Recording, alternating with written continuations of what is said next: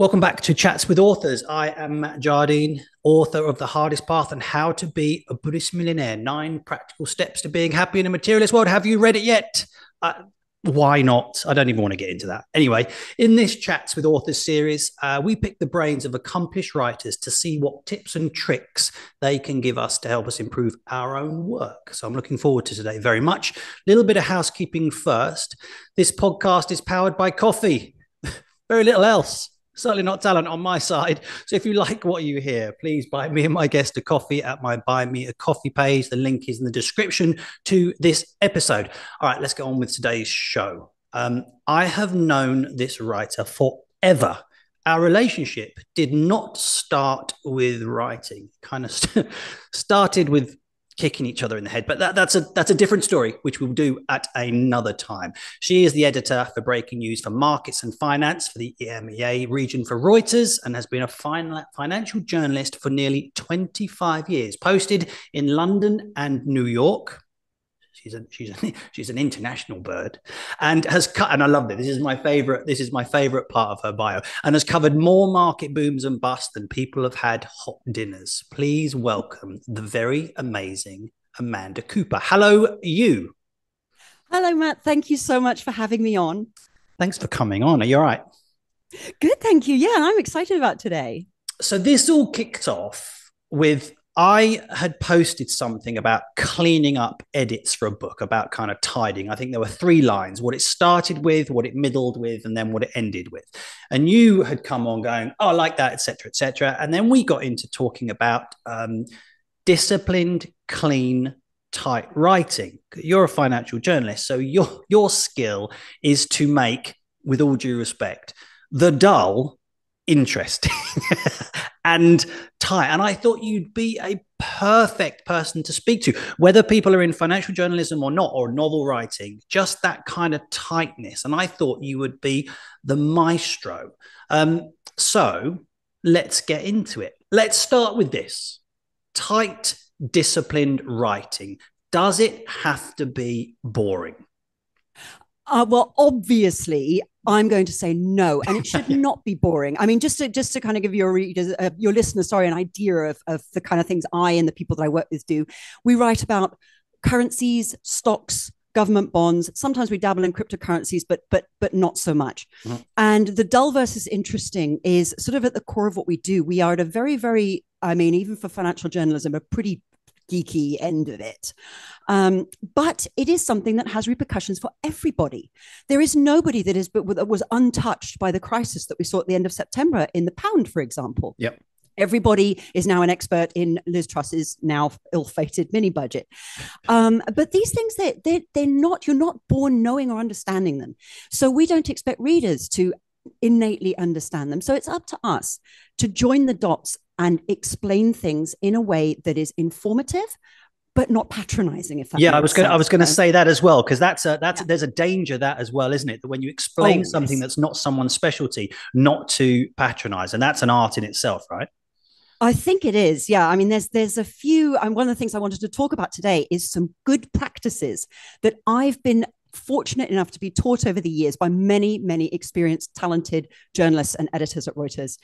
People who probably, I was looking at the list of people that I would like to thank today, and I would say they won't thank me for this. They probably rack up their collective experiences into the hundreds of years. Wow. So, I often tell young journalists, look, every time you feel yourself thinking that what we do is very in the weeds, if news breaks of some horrible disaster, a landslide somewhere, a building collapsing, like a horrendous human tragedy, building fire that kills goodness knows how many people, that stuff isn't easy to write about. That brings with it stresses and trauma for journalists that people often underestimate. Right. But the story is clear. A building collapses and kills 100 people. And we go, oh my goodness, that is terrible. Who is responsible for this? But we all can understand what that means. The pound plummets to a record low and government bond yields spike and sterling swap spreads blow out. And I'm guessing that not a lot of people know exactly what that means for their pockets, straight off the bat. Yeah. So the art and the science behind it is by taking something that, is on the surface not exactly the most user-friendly thing, and making it understandable for people. And that's something that all of us can apply. Like a lot of us, I don't know many general writers. Most of us have a specialty of some description. So listen, and actually, you saying that was interesting. When I was first decided to write full time, I followed your Twitter account basically just to steal your stuff, to work out, okay, how to learn to write type. You know, you start off when you write novels, and you suddenly think you're Hemingway, and you look back and you think, wow, I've spent 84 pages describing a hedge, and it is utter nonsense. That's just me listening to my own voice. What an idiot. So I looked at your stuff and I loved it. But let me tell you this: when you were back, way back when, did you lie in bed thinking, yes, I dream of unicorns and financial journalism? Where did it all start? Where did the dream where did the dream begin? I don't know many people that as children lie in bed going, I know what I want to do when I grow up. Yeah, It's yeah. write about foreign exchange. It is. In fact, I always tell people that when I talk about what I do, a typical conversation with people, and they say, "Oh, what do you do?" And I say, "I'm a journalist." I have two conversations with them. The first starts out going, "Woo, that's exciting. What do you do? Who do you work for?" And I'll say, "Reuters." "Oh, I've heard of them. They're big, aren't they?" "Yes, yes, they are big." "And what do you write about?" And you can tell they're thinking, she doorsteps the prime minister. She's been to Afghanistan. Nope. I write about financial markets. Ah. Oh, excuse me. I've just got to And go and get another vol au vent. yeah, Excuse me. right. Where, And that, where's the and lady with the champagne? yeah. I like a lot of people in my generation. I didn't study journalism at university. I Okay. did modern languages. I wanted to be a simultaneous translator, and I did work as a simultaneous translator for several years. And then, sort of thought, I don't know, this work is unstable. It's quite stressful. I should probably, let's, what else am I good at? I thought, well, I like the written element of translating. I think I'm reasonably good at it. I know I'll be a journalist, as you do. And I tried to I applied for various jobs, didn't get in, and ended up going in through sort of what you call the back door. I got a job as an editorial assistant that was woefully underpaid. Just to give you an idea, at my job interview in a very, very small back office behind Vauxhall Station, of all glamorous places, my interview was interrupted by a Springer Spaniel who leapt on my lap. Nice. That's what you want. That's always what you Exactly. want. And I got the job on the spot. And then from there, the next job I applied for, which was a journalism job, was in a very, very niche area. It was covering commodities, Okay. raw materials. People don't usually queue up to do that. And I was cheeky and said, "Look, I'm reasonably intelligent. I'm hardworking. I want to be a journalist. I can speak foreign languages. I will literally write about anything." And I happen to live a 20-minute walk from your building. And they gave me an interview. And I don't know how, but they gave me a job. And I worked at this one place for sort of a couple of years covering precious metals. And the question in my interview was, "What do you know about precious metals?" I said, "I don't know. You can Precious wear them." little. Precious metal, exactly. But I ended up knowing at least like three things about them, and from there I was given a call by the head of commodities at Reuters, and the rest, as they say, is history. So I fell into it really, and I've learned to love it because of that joining the dots element. That it isn't Amanda. That is something really, that, really interesting. yeah. Actually, before we get into the writing stuff, I want to just go back into that and to steal a bit from the other podcast, the Buddhist Millionaire podcast, which is about people doing what they love and making it pay, right? But that just sparked something in me, is that so many people think, oh, I want to write the next great novel or whatever. And I read a book by Cal Newport, which was so good they can't ignore you, right? The idea being that following your passion is really bad advice, and instead follow what you're good at and work your passion and learn to love it. And you basically just said that, where you've gone, actually, what is my skill set? And I have learned to love it. And that is really, really important. So for people wanting to get into writing, I think, as I say, they have the big dreams and then go, well, I've written for 3 years or 4 or 5 years and haven't earned a penny. Well, where could I use my skills? That is superb advice. What would you say to people who want to get into writing about kind of what, forget the passion, get writing something somewhere? Any advice on that? I think writers typically, almost every single one, no matter what area they work in, will tell you, "Oh, I'm a terrible procrastinator. Right. Put everything off. Deadlines are a disaster for me." I think whether you want to write for yourself or you want to write for someone else, and I can't give advice on really how to break into, say, my profession, but what I will tell you is someone that hires people now, get me, is if I see that somebody they can show that they've got interest in it, Okay. that they really are interested in it, that it isn't just it might be a stepping stone to something else, and everything should be a stepping stone for something else, but you might not want to advertise that up front to the person that that Yeah. you know that He you're is about talking to pay your wages. well, yeah. I mean, I remember hearing from, talking to one of my first bosses who said they'd come back from an interview from interviewing a young journalist for a job at the first company where I worked. And he said, yeah, he was great, but then it just went pear-shaped. How? Well, I asked him where he wanted to be in 5 years. I mean, I always think that's a pretty terrible question, especially for somebody, a budding writer, someone that's aspiring to break into the profession somehow. Yeah. Well, 5 years, I want to have my books prominently displayed at Waterstones and selling like hotcakes. This person said, in all honesty, they said, well, in 5 years, I'd really like to be working for the BBC or someone. And he went, right, out. That's it. See ya. See ya. I think you're right. I think it is determining what you're good at, because it's, to have passion is one thing. And it is such a privilege to earn money from what gets you out of bed in the morning. Like, I'm lucky enough to do that. But it doesn't always start like that. And I think, focus on what you're good at. And look at ways into what you're interested in. Attend talks, like watch things like TED Talks from people that have been successful in that field. Follow them on Twitter, follow them on social media, on LinkedIn, learn from them. And if you have an opportunity ever to talk to them, maybe you're a student at university. If you have a visiting writer, whether they're a nonfiction, fiction, they're a journalist, they might be a podcaster, a blogger, listen to their talk and use that as an opportunity to ask them. So I don't know. I think learn from who you've identified to be the best. And I think also do be a bit bold. If you are passionate about something, then, and you happen to have a skill set that offers that crossover, be brave, like try it. The worst that can happen is someone's going to say, no, not yet. Yeah. Unlikely that they'll say no, not at all. Yeah. No, I like that. That's actually, and I mean, that's one of the hopes with this podcast as well, is that, we get different guests on. I also have taken to, with some of your stuff, I actually sometimes copy down your tweets and write it to feel what it's like to write that. I know that sounds a bit freaky, but I'll do that with some paragraphs from a book as well, not to repost it, but just to go, actually, that's interesting to physically, rather than just reading it, physically writing down and going, what does it feel like? I know I'm just copying it, but what does it feel like to write that? I found that really, really interesting, and it kind of works for me. Again, that goes back to learning from people whose work you consider to be good quality. Like I said, I'm so lucky to work where I do. I work with, honestly, such talented people. And it can, at least in my line of work, being a journalist, or I expect being, I think perhaps being a fiction writer or a non-fiction writer, whatever kind of storyteller you are, you're a bit like a builder or an electrician or a plumber or something. You show up. We've all had them show up at our homes to fix something, and they suck in their air through the teeth and go, well, I wouldn't have done it like that. But it is important to read other people's work and know, and yes, by all means, read it with a critical eye and go, well, I wouldn't have written that like that. But read it also looking for, how did they get around explaining that?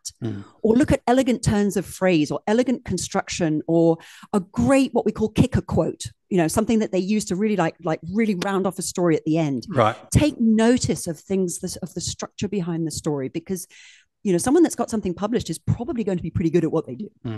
And finding fine examples of writing, whether it's in a novel or a newspaper or a blog, is make that a pleasure. Make that something that you learn from. So that if you take my tweets and write the dollar's done this today because of blah blah, you might think, well, how's she thought to write it like that? Like, she's got 180 characters. How do you make that decision? And I think, going back to the subject of this is tightness, discipline, precision, focus. Sorry, wandered off. It's interesting. I've learned the most about writing by having, and at first I hated them. Now I start with them by having to do the synopsis and the and for script writing, the log lines, because actually when when Renata, my agent, had said, can you get this all down on one page? No. Can you then get it down in one sentence? I just said I couldn't do it in a page, let alone a sentence. But actually, it is the best practice, isn't it? Because you suddenly realize if you can't get it down that tightly, you probably don't really know your work. And as much as you want to fluff around it and go, well, actually, this idea is too complex to summarize. No, it's not. You haven't thought about it. Sit down and focus on what you're doing. It's really useful, isn't it? Condensing everything. Absolutely. And that is, I mean, we have to, we have a 400-word limit for stories. And that's a long one. 600 if you're writing a sort of feature. Yeah.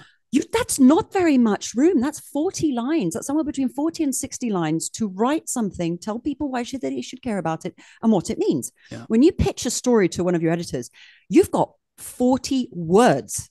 Amazing. That's your pitch, 40 words. And that's what we call your lead, your first sentence. And that has to tell them what you're writing about, why you're doing it, and the so what, which is the most important question in anybody's writing.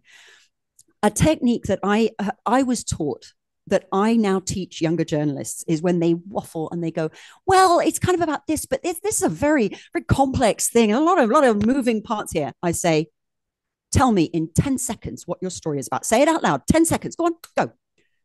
And then I go, write that down. That is your lead. 10 seconds is roughly what it takes you to say 40 words. Yeah. It might not be terribly elegant. It might be a bit bare bones, but that is your point. That is the point that you are writing. And then that then serves as a sort of almost think of it like a coat hanger.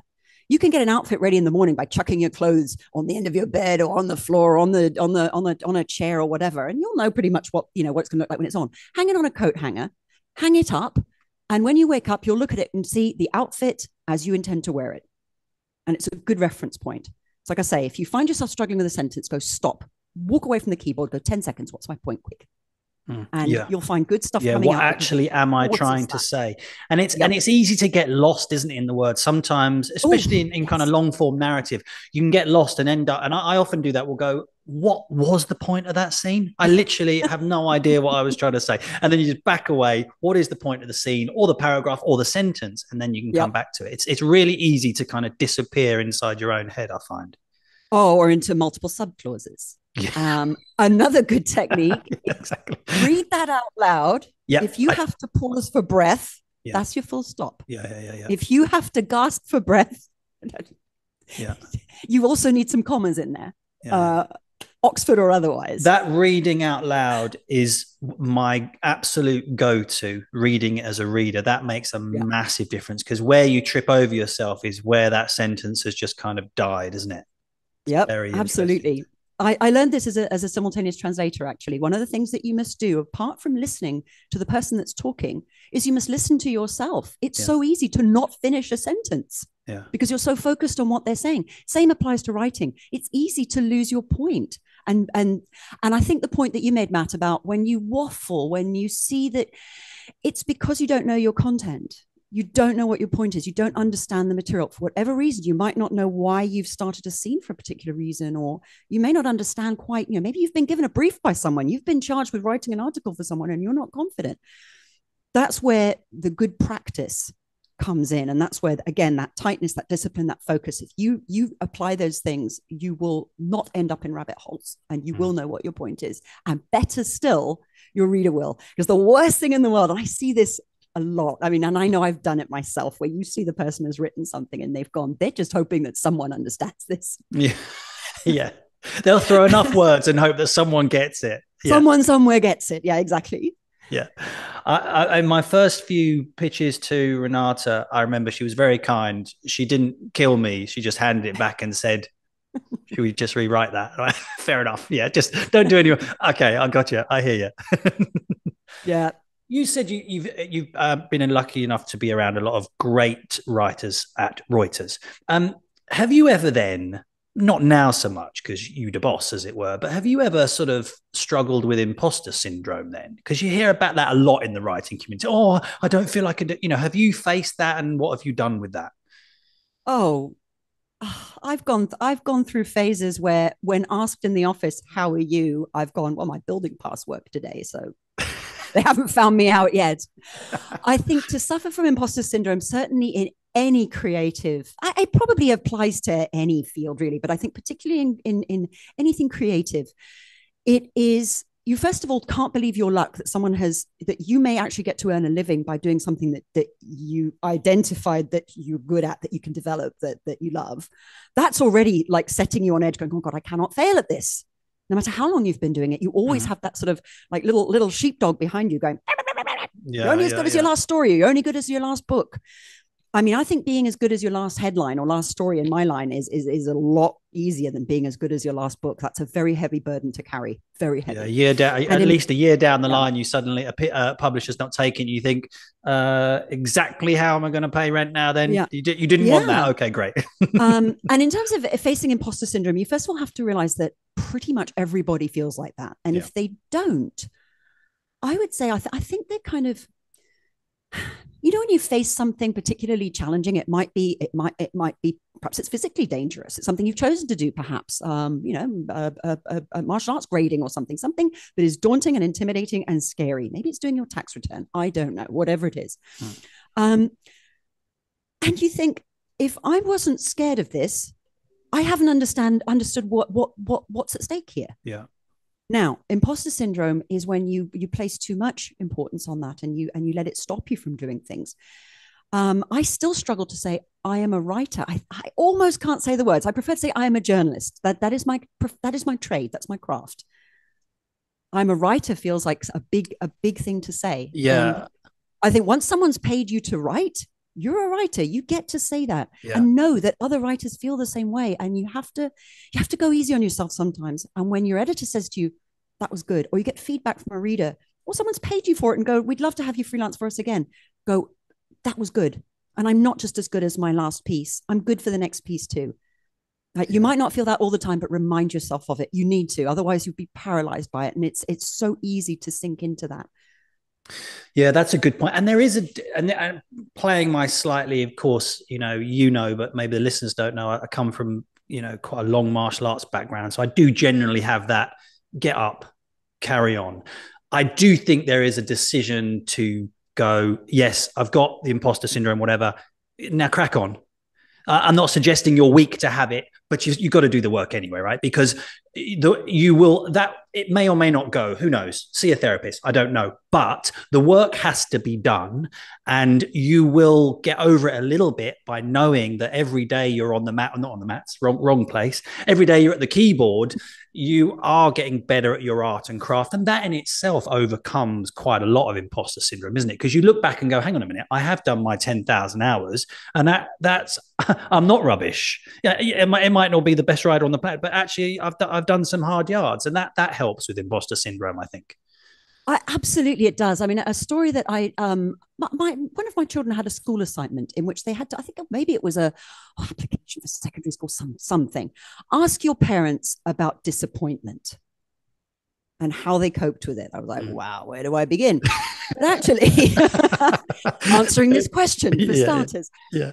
But it took me back to so I started out at a small news wire it's an incredibly influential place that I don't suppose many of your listeners, although any listeners of yours based in the Middle East would certainly have heard of it. It's Standard & Poor's Platts, who are a global pricing agency for predominantly energy products, so anything from crude oil to gasoline and so on. Right. And they have a news service that is highly respected and where I learned I kind of got journalism 101 there, for which I'm super grateful. Anyway, I'd been working there for about a year or so, and I'd already got the bug. I thought, I'm not quite, I'm good at this, but I want to get good at this. I love this. I want to know all about it, and I want to understand markets, and I want to get good at this. And I thought, I know, I'll go work for the BBC. Yeah, well, no. And then when I realized that our competition was Reuters, basically, at least in the commodities space, I want to work for Reuters. And I applied there. I suppose, I don't know. I'd been working as a journalist for about a year. And I got through one round of written tests, and then I was put through another round of written tests. And 4 weeks later, I got a letter saying, thanks, but no thanks. And I thought the world had ended. Like, I was face down on my bed, full on crying, going, that is it. My life is over. Everything sucks. I'll never get anywhere. I'm only good for this one thing. Oh my God, oh my God, oh my God. This is it. This is it. I was about 24, 25 at the time. Yeah. So you'd think old enough to know better, but apparently not. Apparently not. And I picked myself up off the mat, quite literally, and thought, fine then, fine. I'm not good enough yet, and that's okay. I'm going to make it my mission to be good enough. And the next time I have contact with these people, they'll be knocking on my door. And I will keep working and keep plugging at it and keep working until they do knock on my door. And guess what? A year to the day, the head of the commodities desk at Reuters rang me and said, you're a commodities correspondent, right? Yes. We're looking for someone. Would you be interested in coming in for a chat? And I thought, okay, I was good enough to get in the door. Then you have to get good enough to stay in the door. But it really was one of the most valuable lessons I've ever had. Yeah. That it was like in the face of getting really knocked back, of going, that was the dream, and I didn't do it. I didn't manage it. I failed. Well, I failed the first time, and I didn't fail the second. So that is really important. And I think for everything, but you see that all the time in the hashtag writing community, the most whingy community on the planet, with all due respect. And I'm talking, I put myself in there as well, with all due respect. Oh my word. Yeah.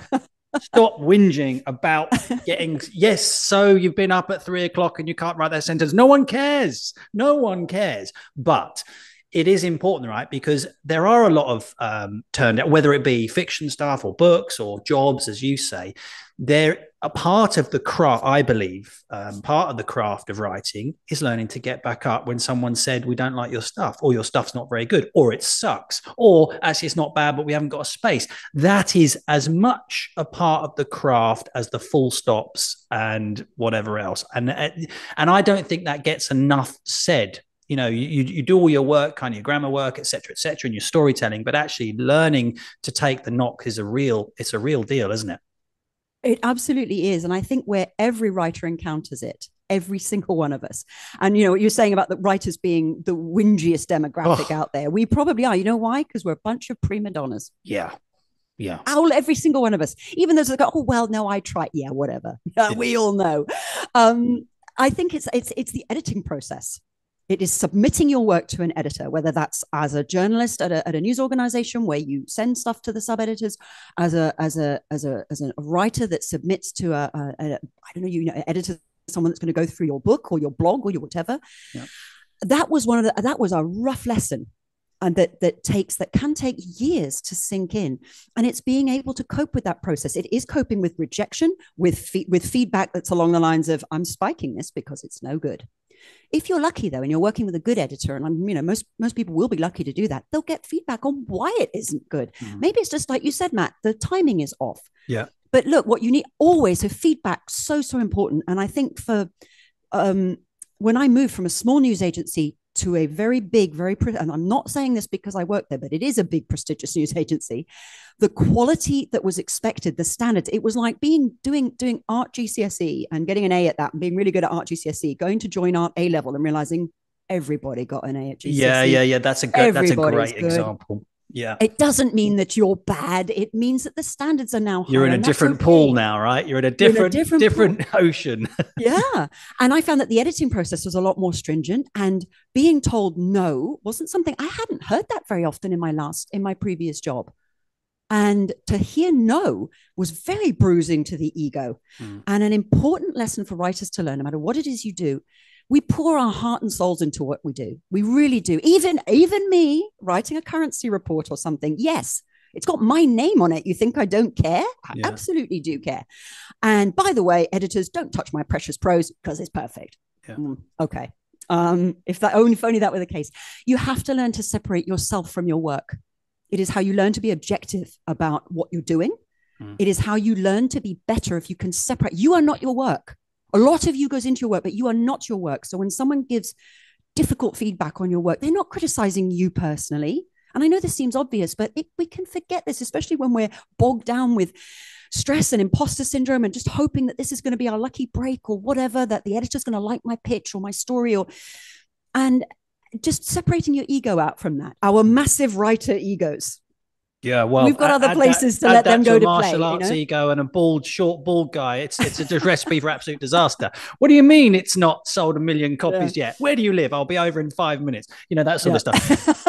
But it is an interesting thing. And the other thing as well, when you start writing kind of for money, is that you realize, you write on your little island, right?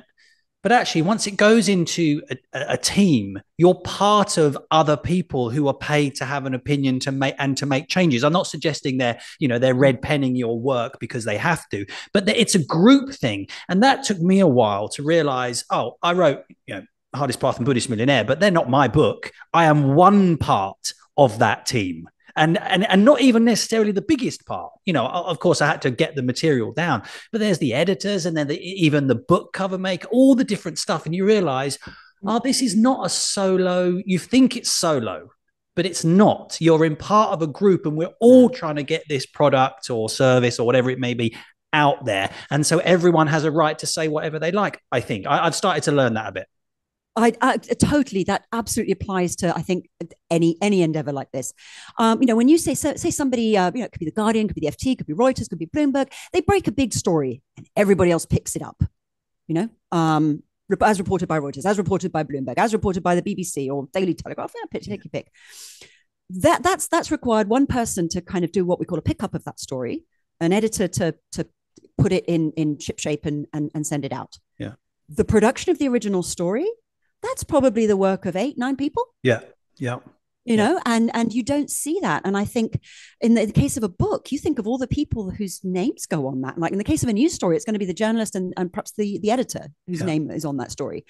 But everyone whose name is on there, they've got a stake in it, which is, I think, exactly as you say, they've all got, this is their baby just as much as it is yours. Yeah. And they care just as much as I didn't realize that. And I didn't really, you've been with my path as a martial arts teacher first, then into blah, blah. I had no idea. So I was learning absolutely brand new, even visiting the kind of publishing house over at Short Books. You're like, wow, that's not what I thought it would be.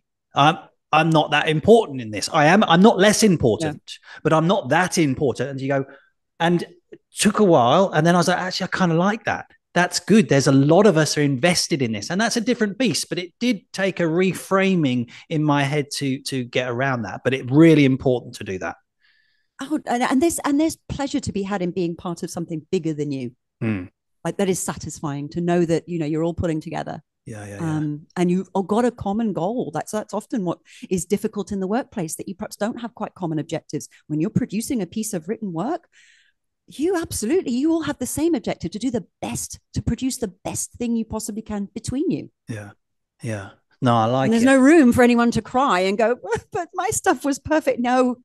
I didn't know there hasn't been enough red pen invented to cover the amount of edits that came back with the first few edits. I'm like, what? Where's the black? Where's my bit? I said this in black. It's come back a complete red rewrite. Anyway, but I want to look at, which I really like, you talking about storytelling, because you can look at financial journalism or kind of tight stuff and go, oh, that's not storytelling. And I think, and I love the art and craft of storytelling, whether we're heavily getting into Joseph Campbell stuff and going into, the God experience of a story, or into journalism. I love that it is, no matter what level, it's all storytelling. And you've already said that a few times, of how you are thinking of it in terms of story. Can you speak to us a little bit about storytelling in something that you wouldn't initially go, well, that's a story, that's just some facts? How do you turn facts into story? Because when I see your stuff and I read it, it really is storytelling. I love it. Thank you. I would say one of the most read pieces that goes out on any given day at Reuters, and Reuters produces somewhere in the region of 20,000 stories a month. Millions of people read them, and that's quite scary to think of sometimes as well. One of the most read articles every single day is called Global Markets. Now, most people get to what used to be the pink pages in the newspaper and go, nope, straight to the sport and the puzzles, thank you, and the horoscopes. It's fine. Calvin and Hobbes. Oh hell, I skip the business pages if I'm not working. But you think, right, so the stock market is, let me give you an example from just one day last week. Stock market's gone up because the US central bank has sort of indicated that inflation might be cooling. So the dollar's come down, and things like oil have gone up. And you go, right, there's this collection of facts, up, down, this happened, then that happened. What's the story? The story is, and everything about financial journalism is ultimately always about people. It's about people buying stuff, selling stuff, using stuff, making stuff, about people's lives, anything to do with the economy. That's us.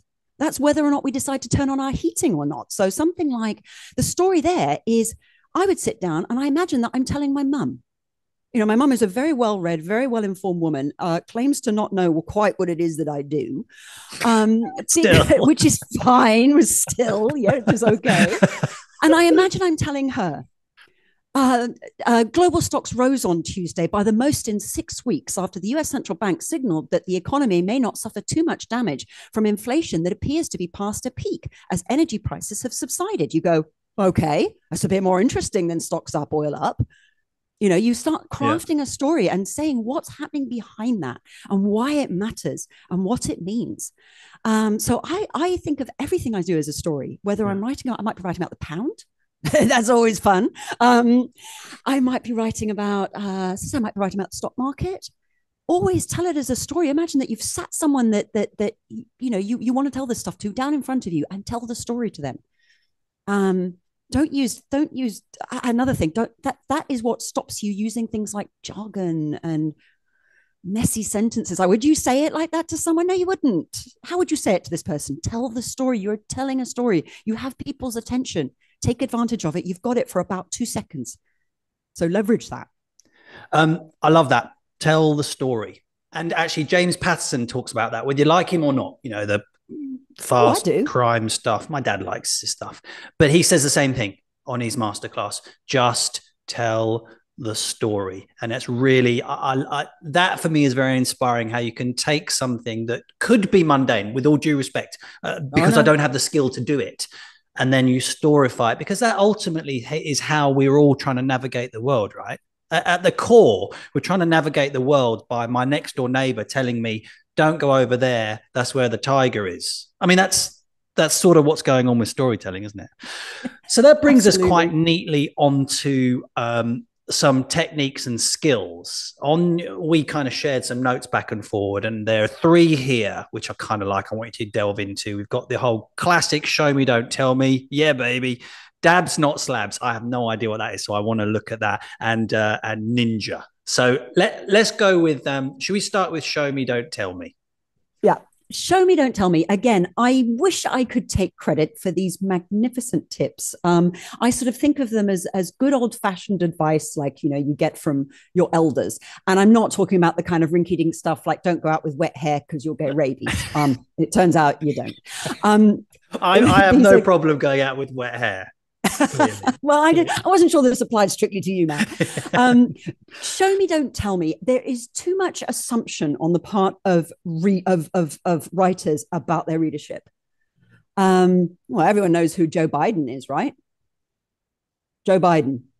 Well, are you really going to mess up your entire piece because you write US President Joe Biden? Yeah. Not, are you? Yeah. People that know that he's the US president, their eyes are going to skip over that. But you've spelled it out. Joe Biden, comma, the most influential man in the world. Oh? How so? Yeah. Yes, he is. But if we say he's the US president, that kind of gives us, then we've kind of got more right to go, comma, the most influential politician in the world.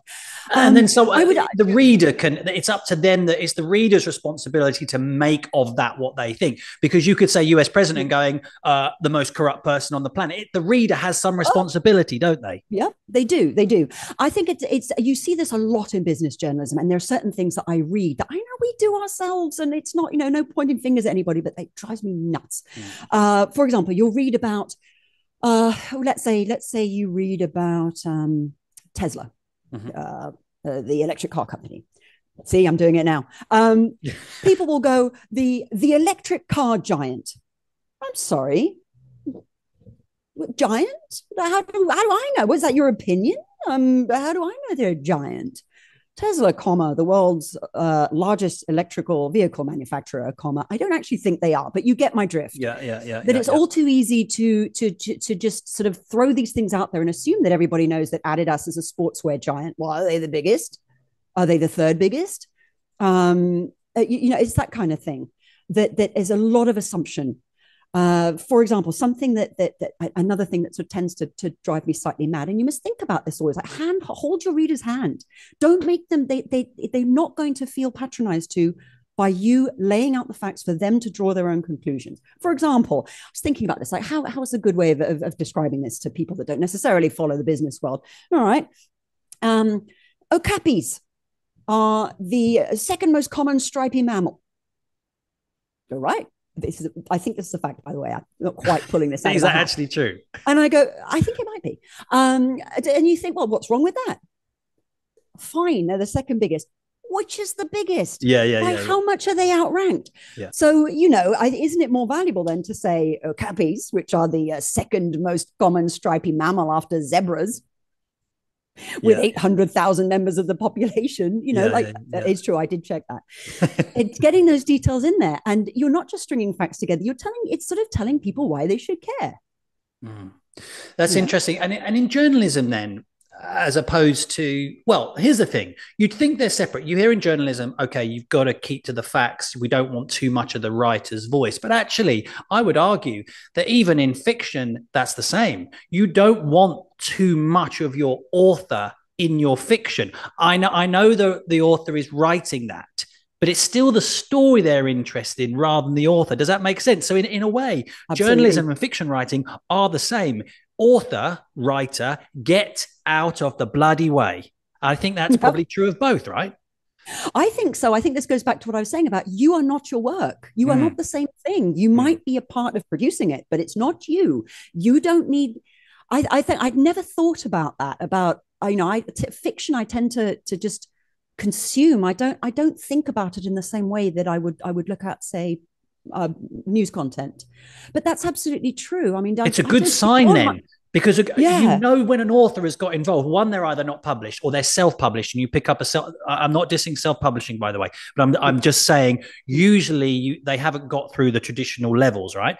So you can hear it. You can hear the author all over them, and then you can't read the story because you've got two things. You've got the story and the writer. I'm like, if I wanted to go to the writer, I would have asked them for coffee.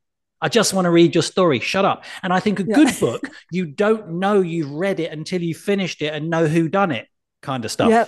I say I'd never thought about fiction like that, but I think you're absolutely right. It's a bit, again, sorry, this might not be something that resonates particularly with you, but it's a bit like going to the hairdressers and getting a really good haircut. People don't know that you've had a haircut. They just go, "Oh, you look nice." Yeah, something's different about it. Yeah, that whole something's different. What's different about it? Yeah. So I think the writer's voice, everyone has a style, and you think of prominent writers that you love. Part of the reason why you keep going back to them is because they've got a particular style that cannot be confused with anybody else. Style is one thing and voice is quite another. Your dirty paw prints all over your fiction. Let's get into that. That's a really important point. Voice and style. Yes, you do want to have your flavor without it being your work. Can you give us a little bit, because that can be really misunderstood, I think, and not always mastered, certainly from my point of view. I think it's accepting that you don't have the monopoly on rightness, if that makes sense. So you notice this most acutely, say, if you're going over somebody else's work, and a part of my job is writing stories, but it's also editing other people's stories. And the temptation to go, no, scrub all of that. This is how I would put it.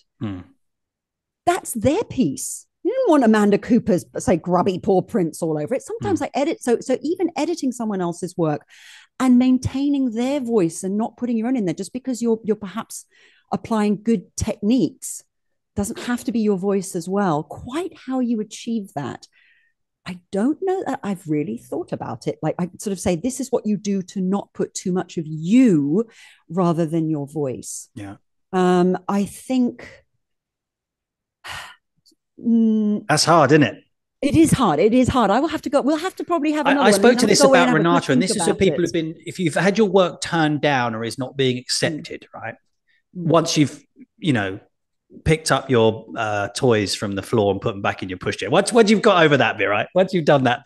But there are two, you have to look at this, right? You have to look at, right, one, has my piece or my book not been taken because A, it's just not very good. Sometimes you just have to go, it's technically flawed, I'm in the way, fine. Sometimes you have to go, that is just not very good work and you're way down the pecking order, so get back to work, fine. The other thing in the publishing world is it just might not sink in the place you're in. Certainly with fiction, there is a kind of a cycle of popularity. So, there's whatever they're writing about this time, if you're not in that genre or you're not they're not picking it up. And then you have to say, well, okay, the work was good, actually. I don't really need to fix the work, but the timing is right. But you have to be disciplined in your own feedback, and you have to be prepared to say it didn't get taken because it's not very good, or it's not the right time. That's important as well, isn't it? I'm just going to speak as someone that browses bookshops and buys books here. But yes, I think now, 2022, we can all spare a thought for all those people writing vampire fiction. I'm not sure how that's going for them now.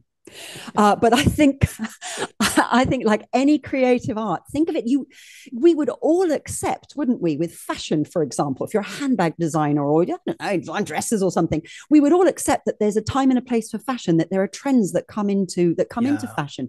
The demand for something picks up, possibly because supply has been included, right, to foment that demand. But we'd all go, well, yeah, mini skirts, they're always going to work for a certain part of the population, but are they really going to be, are they going to be the must-have thing for everybody in the winter of 2022? Given that no one can put on heating this year, probably not. Time and place is so important. And I think it's that, it reminds me of when I first applied to Reuters and got turned down. It was the wrong time. Yes. It was the wrong time. Like, it wasn't I was rubbish. It's just timing was wrong. That wasn't, and that was another thing I learned getting in the publishing one. I had no idea about that. I thought this is how it worked. You write about what you wake up and your heart tells you, and because I'm sharing my story with the world, well, that's good. You can't even say it. So far, it's shared at the bottom of my shelf. There's 4 manuscripts shared at the bottom of my bloody shelf that apparently. And I had no idea that was a thing. And so then you start to think, okay, well, maybe I should. So the Camel Detective that I'm working on now is, so the number one selling genre in fiction is not just cozies, but detective stuff. So I'm like, well, can I write what I want to write? Which is usually, you know what I'm like, Hoops, there's some degree of spiritual, mental stuff in it, some degree of that. Use what I like to do, which is travel. So we're in the Middle East at the moment, and hit a genre that an editor might go, oh yeah, we're picking that up. Mini skirts are back in. So are detectives. But that's another thing from a professional point of view. You do have to take that into account. And that's part of working as a team. It's not just you and your voice. Yes, darling, tell the world. Sometimes you've got to fit in what other people want to hear, right? That's important. I think if timing is everything, then this is what timing looks like. What is popular right now? For example, something that we have to pay tremendous attention to now in no matter what area you work in, is what are people reading at the moment? What are they looking at on the internet? What are they searching up? Because guess what? I mean, there are certain websites that I will go to because I just type in guardian.co.uk and that's where I go. But what if I don't know precisely what I want? I'm researching, or I think, who is this so-and-so that everyone keeps talking about right now? What was that mini budget thing or whatever? You go off and you Google it. You might not, you're not going to go and spend ages wading through whatever website you happen to be familiar with, right? So you've got to look at what is important to people right now. Yes, you have an obligation to break news and tell the stories that are important and relevant, but how are people accessing those? What are they looking for in order to come across that, to give a better shot at finding your content? I had an editor once that said, if you don't know who you're writing for, you may as well not produce anything, because you're not going to, you just like sort of throwing spaghetti at the kitchen wall and hoping something sticks. Yeah, eventually one will, but it's not exactly scientific. So I think the same must surely apply to fiction. What is hot right now? What do readers want? Where is the demand? And what skill set and what set of interests have you got that could be channeled to meet that demand? Yeah. That's and I know that people will balk at that. The creatives will balk at that because it's like, oh, well, hang on, that's not expressing myself. But no, if you want to write for a living, which means some recompense has to come to pay for your mortgage or whatever else you pay for. So it's not about kind of selling your soul to the devil, but it is about just being a little bit intelligent, right? You can pick a genre that's selling plus also tell your story. You've just got to be a little bit more creative. And that's taken me 2 years to work out. So as you know, I'm a slow learner. I'm not the quickest learner on the planet, and I kind of wish I'd have learned that a bit earlier, but actually you think, oh, okay, that makes sense, which again is about removing just you and your great story that the world wants to hear, and realizing actually you're just part of the team and the reader is the other part of the team. And so is the editor and the cover mate and all that different stuff. And it's a different beast when you think from that perspective, isn't it? I think this circles right back to what you said at the beginning about one thing is your passion, which, let's not knock it. This is what usually, if you're lucky, you get paid to do that, in some form or other. Yeah. That's the key, I think. Your passion and what you're good at. These two things, if you're lucky, they align, and someone will pay you to exercise both. Look, it's channeling it. And no, you're not selling your soul to the man, whatever that means. I work for a big corporate news organization. Have I sold my soul to the man? Possibly, but hey, you see the lights on here, right? Yeah. Absolutely. That is important. It is important. Just because the form that the way in which you're going to direct your passion, and I know you and I are very, very pragmatic people that generally don't like talking in these terms, but we're passionate about what we do. That's why we're talking here today, right? Because we love what we do and we're passionate about it. The way you channel it and how that ends up, what form that ends up taking, might not be what you expect, but doesn't mean that you won't get tremendous pleasure out of it. I love writing. I need to go back to it, but I'm very lazy and I haven't. I did run a blog for a while, as you know, a sort of a gather around children and listen to the how astonishing middle class life is. Yeah. And I had tremendous fun doing that. And I will definitely go back and do it again. But of course, you work many hours a week. It's difficult to do that. I think if I could be paid to do that, I would absolutely do that. Sit and write things that I think are, that amuse me, that are funny, that show the lighter side of life. I'd love to be paid to do that. But guess what? I'm not. No one's willing to do that yet. But so what do I like doing? I like storytelling. And the stories that I tell aren't stories that I would make up and tell my children at bedtime. God knows I've tried to explain the importance of international finance and global trade, but I, don't have much of a market for that here. They both left home. They both left home at 6 after that. They considered emancipation very seriously. Right. They know better now. They go, just let her talk, just let her say it, let her do it. But it doesn't. So I get to tell stories. I get to sit people down, capture their attention, and tell them something that they probably didn't know about. And that is, I love that. I can't tell you what, and it probably sounds like I'm making my job out to be something that it isn't. Like a lot of people would think my job was terribly boring, but I found something in that work that I love, that absolutely is kind of part of who I am as a writer and as a person, telling stories to people, capturing their attention. That is such an important piece for listeners, I think. For me as a writer and for listeners, that is that actually you can adjust your work, fit into a market that you you may not have thought of, and still just as be passionate about it. It doesn't have to be knock 'em dead poetry for your heart to sing with writing. And that is so important, because it opens up many more avenues if you are prepared to find the love in what you do. For a long time, if I'm honest, right, not just with writing, but with other stuff, I would have rejected that, kind of thinking it had to be it had to be this, it had to be what I dreamed of, it had to be one way, or it's not the thing. But you're absolutely right, it's not true. The love of writing can appear, or the love of whatever, but we're talking writing, can appear in lots of different avenues. When you look at it and you strip it, you go, writing's writing, and that isn't to diss it, but the point is you can love it everywhere. That is such an important point. And that's a great point. Well, it's something that I've learned over the years. It's funny you saying about the learning process, that it's only taken you 2 years. I mean, you are both you have been simultaneously a teacher and a student yourself for many years. And I think we'd agree that 2 years is nothing. No. It is nothing. It's actually, that's actually quite a quick learning curve. I mean, if I had learned everything that I can talk about today, I don't say I know stuff, but that I can talk about and feel confident that it's not utter rubbish. If I'd learned all of that that's taken me 25 years. 25. Um, some of it I had to learn pretty early on. Separate yourself from your work. You are not your story. Yes. Every editor, every stroke of the editor's pen is going to hurt you personally and deeply if you don't do this. The editor's been poking in the eye. In your eye with dishwasher powder. Yes. I wondered if I might just, if you're familiar. Oh yeah, there was a couple of things that I wondered if I sort of was curious whether your listeners had ever asked about and thought about. And, one of them is inspiration. Hmm. And a lot of, like I say, writers are almost natural procrastinators. Well, I would write, but I'm not feeling it today. Great. So the story's not going to get written today, then, is it? And I have been asked, I loathe starting sentences with I have been asked, because it makes me sound like like I'm CEO of an electric vehicle giant.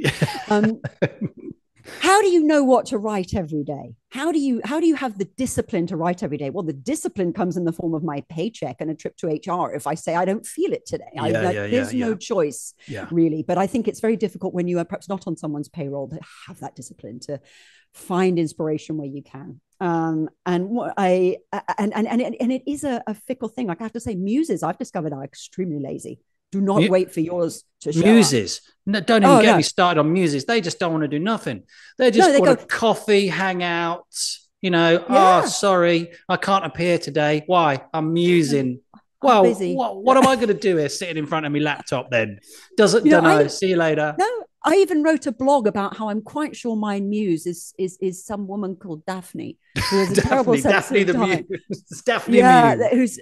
Who's really, like, she means well, God love her, but she's not very practical. I was lucky enough at a party of a really good friend of mine, to meet none other than Tim Rice, award-winning, celebrated musician, songwriter, lyricist. Nice. Is he nice? Say he's nice. Very nice. Yeah, very nice. I didn't recognize him at first. No. And I poked my friend's husband and said, "Who's the bloke in the red shoes?" And he goes, "You enjoy Evita, did you?" I said, "Yeah, she's my favorite musical. It's Tim Rice." So I thought, right, I'm going to go and talk to him. And my other friends were like, "You can't talk to him. He's Tim Rice." I'm like, "He's a person. I go talk to him." Anyway.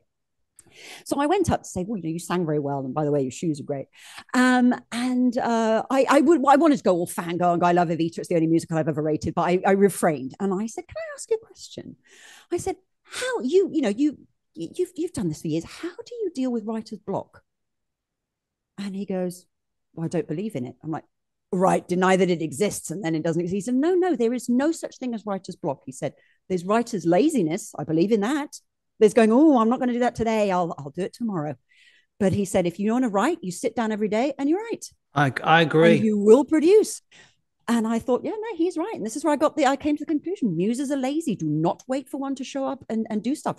She or he will want to take you down to Starbucks. I am not suggesting that my little soiree into writing is the same as Mr. Rice's, and so they're my view. But I completely agree. And Stephen Pressfield, one of my favorite authors, who wrote The War of Art, The War of Art, he talks about this. He talks about that inspiration is kind of just nothing to do with you. Your job is to pitch up. It's the same as fighting, right? Put on your gi, tie your belt, get on, whether you want to or not. And then inspiration kind of sticks to that, or it doesn't, but it doesn't matter because you've got work to do anyway. And I think some days, because I do think a lot of writing is problem solving. So certainly for me at the moment, thinking, and it's certainly no different for short prose or long, it's problem solving. How can I get this into 40? How can I get this into 400,000, whatever? And some days the problem solving is a bit slower. That can happen for sure, but it doesn't mean you don't sit down and go, I'm going to solve this problem. How do I get character A from there to there without it looking like I just made nonsense up? But you just got to show up and do your work, right? It's very important that. It is, and this is I think one of the other myths about writing, that people tend to think, it's something that you're born being good at. You're good at it or you're not. Well, yes and no. It is an art, but there's a reason why it's a craft as well. Crafts, I think we agree, are not innate. They are learned. Yeah. And they're learned because there are techniques that you can use to improve on your process and improve on your skills. I mean, not everybody's a great writer. I mean, I think most of us in say my line of work agree that with the most of us fall into two categories. You know, you're either a good report, really good reporter, and maybe a less good writer, or you're a better writer than you are a reporter. Some people really are excellent at both. Yeah. Me, I'm a better writer than I am a reporter. I know this. I know I'm not a bad reporter, but I'm a much better writer. Right. And that's okay. That's fine. But yes, it's being having just going, look, this is a process. Writing this is a process. It has a structure to it. It has a beginning, a middle, and an end. And there are ways of producing these things. And just because you're wrestling with a sentence, go off, allow yourself 10 minutes to go and clear your head, think about something else, then come back and then just write it. Just do it. No, I think, like you said, getting on with it is an important part.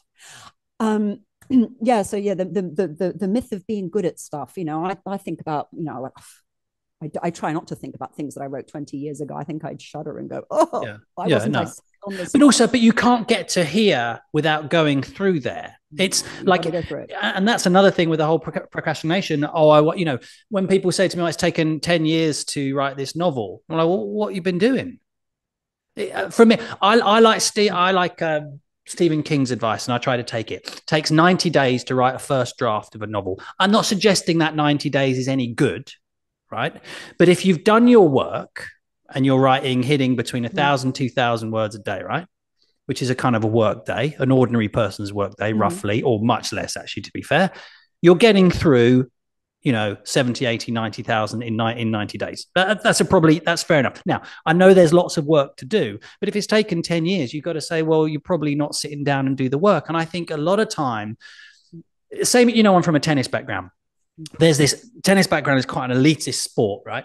And there's this whole, he's not very talented. He's not a very talented player. We just won the nationals, but he's not a very talented player. In which case, you're sort of written off. Do you know what I mean? And it's the same. The writing has that world. Oh yes, he got published, but he's not a very good writer. You know what I mean? And people are kind of handicapped by that. And I say, who cares?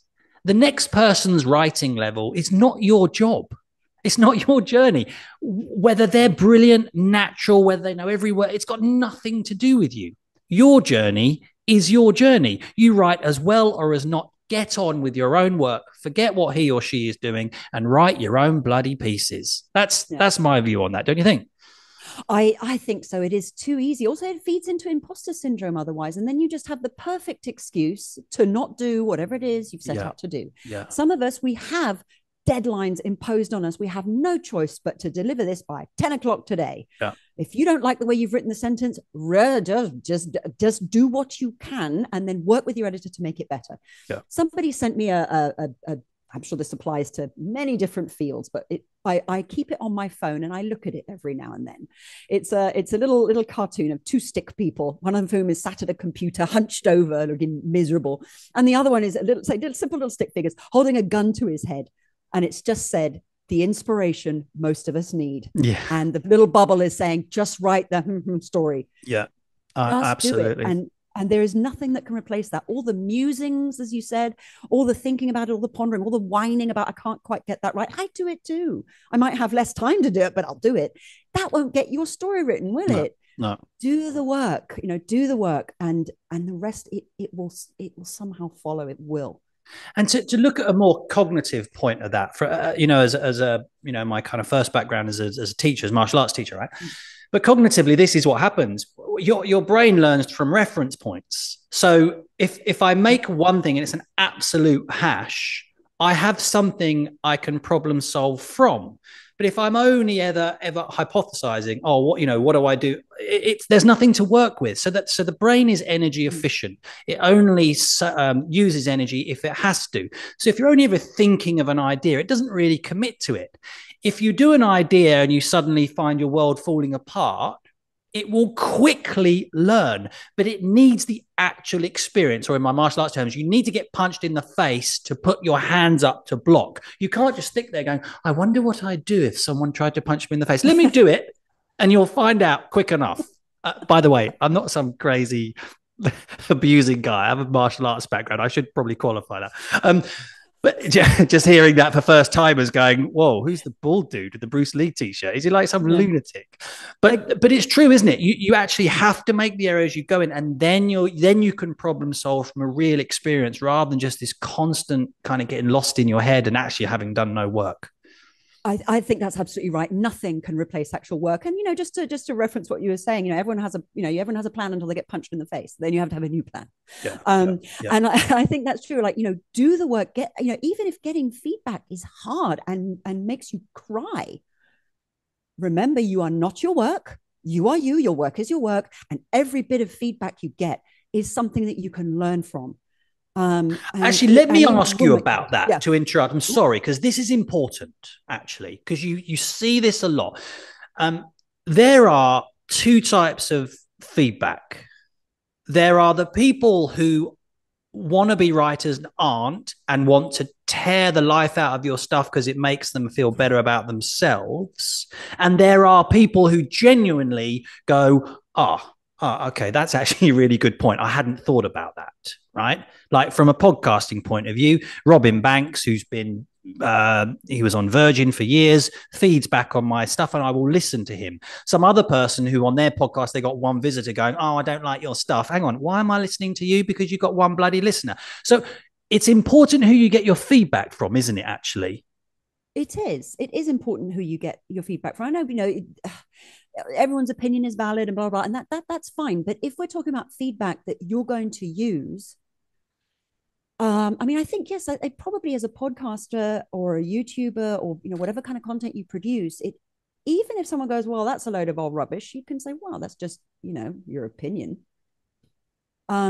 If enough people say it's rubbish, then maybe that, the volume of it is worth tuning into. But get feedback from people whose opinion you value. Yes. I mean, someone telling me, well, your stuff's really boring. Well, give me 3 objective reasons why it's boring. You're not interested in the subject matter, because that's not a criterion. I'm sorry, it isn't.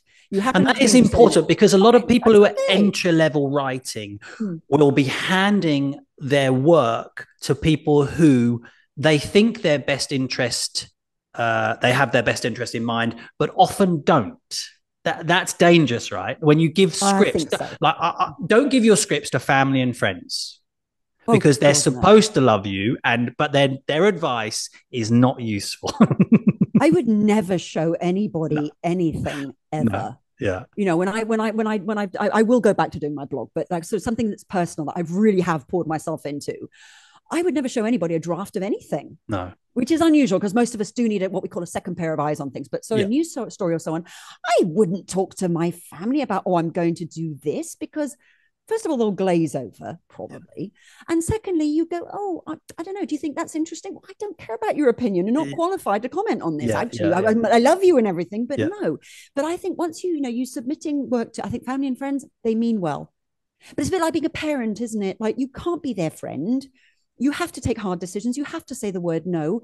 You have to keep them safe. You have to promote good habits. You don't do that with your friends. They don't want your opinion. I mean, if they do, in which case, fine. But it's the same with your work. Treat your work in the same way as you would treat, it's tough love sometimes. But it shouldn't completely destroy you at the same time. Like, know who's giving you the advice. What is their interest? Their name's going on your book. They've got as much interest as you. If their name is not going on your book, they might have a different agenda.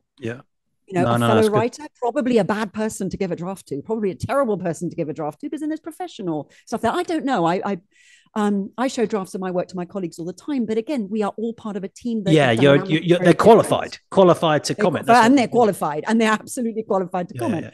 And we all want the same thing. If Reuters produces a rubbish story written by Amanda Cooper, then no one cares if the other one's written by Joe Bloggs. They'll think Joe Bloggs is crap too. No, absolutely. But I've meandered. I'm sorry. I think you wanted to ask me about dabs and slabs. Dabs and slabs. Yes. Go on, Em. What's that? When you said, just thinking about writing process, I'm sorry, you know me, I will always kind of try and talk about 6 things at once.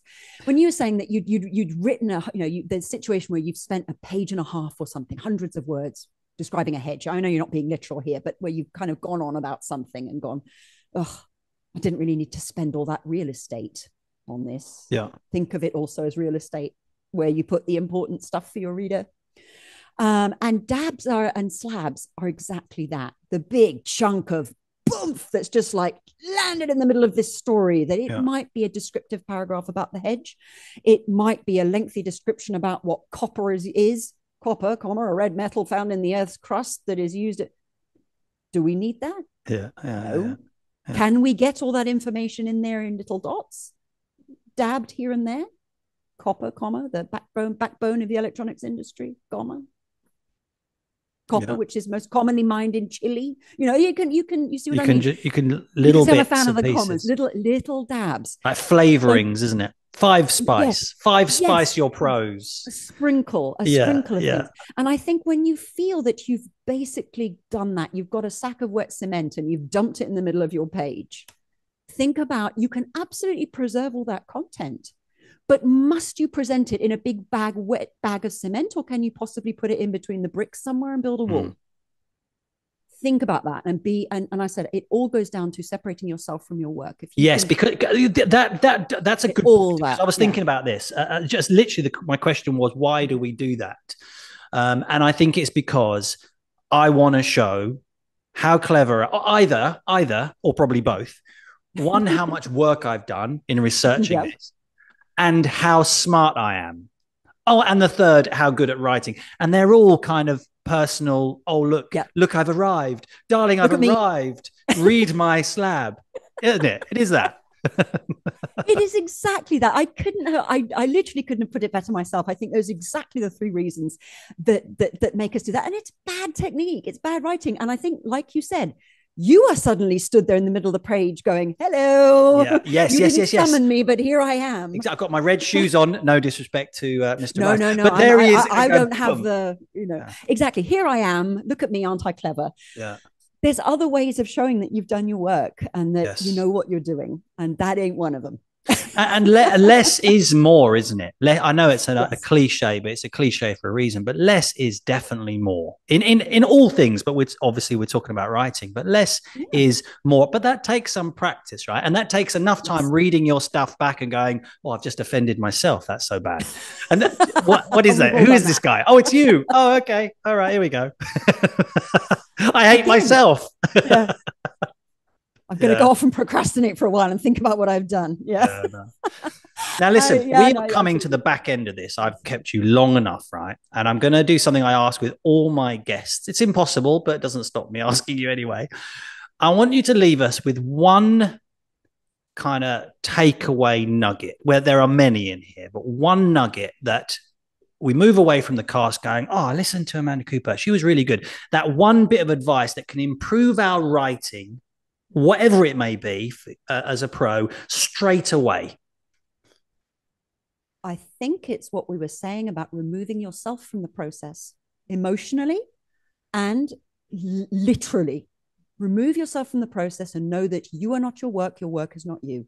And it's okay. And what do you want? You want, if it's a reflection of you, that's different. And you want that reflection. When you look in the mirror, you want to be pleased by what's looking back at you, right? So you're going to do things to be happy with that reflection. The reflection isn't you, it's just a reflection, but it's important, right? And you care about it. Care about your work, but don't be your work. And you will find that you will be a lot more able to step back, make it better without feeling undermined, upset, disappointed. You want that reflection to be the best version of you, right? To reflect the best of your efforts. So do that. And it's, say no disrespect for yourself and trust yourself to do it. What a perfect line to wrap up on. So you guys listening out there, I hope you have found that useful. I knew Amanda would be brilliant. I've known her forever. She is brilliant.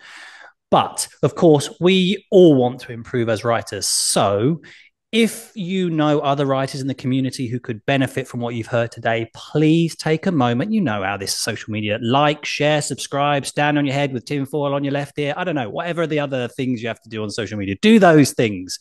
But please share this, tell people who you think would benefit about it. And as ever, if you have people in your lives that you love, tell them. Don't leave it till it's too late. And I will see you next time on Chats with Authors. Amanda Cooper, you are a legend. Thank you so much for coming on. Thank you so much.